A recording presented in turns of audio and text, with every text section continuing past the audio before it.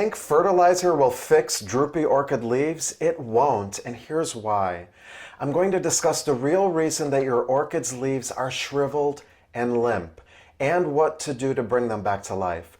So let's talk about droopy, wrinkly leaves. They're one of the most common problems orchid owners face and one of the most misunderstood. A lot of people try to solve it by reaching for the fertilizer. I hear this all the time. My orchid looks sad, maybe I should give it a little fertilizer.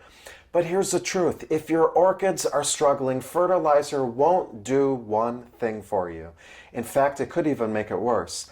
The real issue is almost always a watering problem, not a nutrition problem. Here are 3 commonly seen scenarios that will cause droopy, wrinkly leaves on your orchids. The first is when your orchid's roots dry out for too long. The roots will become very dehydrated and wrinkly and the plant will suffer.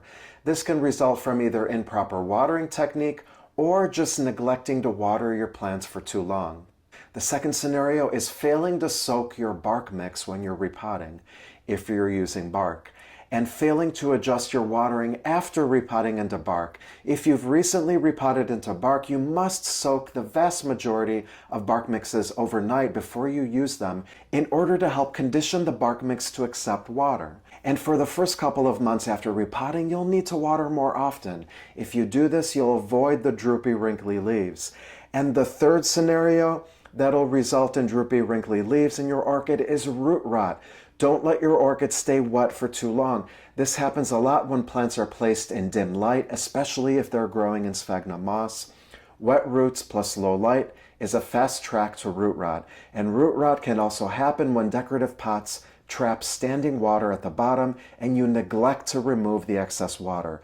So remember, if your orchid's roots are damaged, no amount of fertilizer will save those leaves. So fix the watering first. Then you can add fertilizer to your routine. A good fertilizing routine can take a healthy orchid from just okay to spectacular.